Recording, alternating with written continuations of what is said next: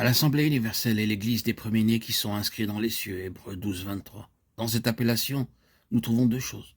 Premièrement, l'Église, qui est l'objet suprême de la préoccupation de Dieu durant cette dispensation.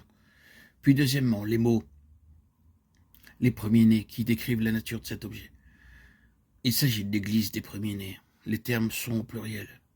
Et une meilleure traduction serait l'Église de ceux qui sont les premiers-nés, dont les noms sont inscrits dans les cieux. Ainsi, la seconde partie de la déclaration donne corps à la première. C'est l'Église des premiers-nés. Cette désignation se trouvant dans la lettre aux Hébreux est, telle qu'elle est, incluse dans une vaste déclaration qui ramène directement au début de l'histoire de la nation, lorsque sur la montagne le peuple fut constitué en nation sous le gouvernement de Dieu. Il est facile de constater que cette appellation, l'Église des premiers-nés, est en relation directe avec les Lévites, desquels nous lisons dans le livre des Nombres qu'ils représentaient les premiers-nés. Ils étaient un groupe représentatif dans lequel tout le peuple d'Israël était rassemblé.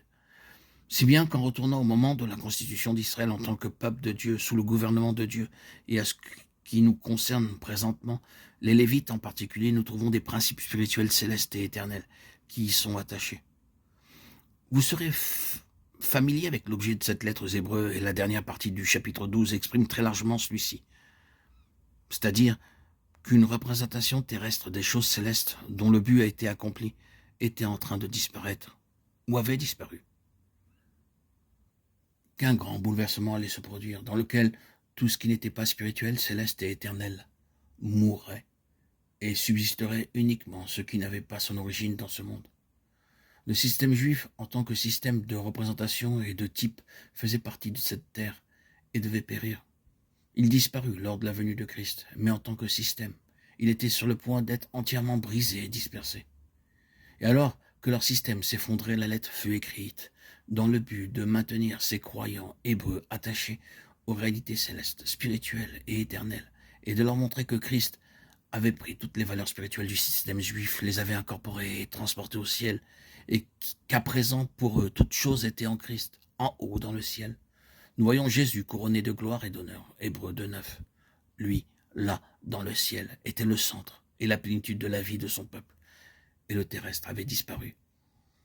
Tout cela ne nous est pas étranger, mais nous cherchons à voir les principes spirituels permanents qui ont été introduits par des figures, des types et des représentations, les images des choses qui sont dans les cieux, Hébreux 9:23, et à entrer dans la valeur de ces principes spirituels parce qu'ils perdurent. Ils sont éternels, ils sont célestes, ils sont inébranlables, immuables, ils résistent à tout ébranlement des cieux et de la terre.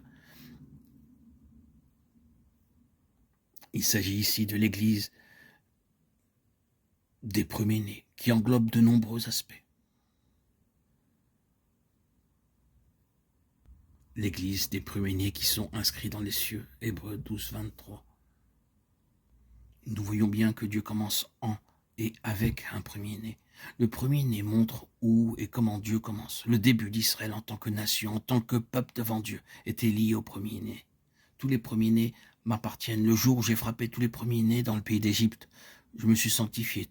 Tous les premiers-nés en Israël, Nombre 3:13. Par le choix des premiers-nés, Dieu entama l'histoire de ce peuple. Par conséquent, l'expression parle du nouveau commencement de Dieu. Le Seigneur lui-même a déclaré « À moins que vous ne retourniez et ne deveniez comme des petits-enfants, vous n'entrerez nullement dans le royaume des cieux » Matthieu 18:3.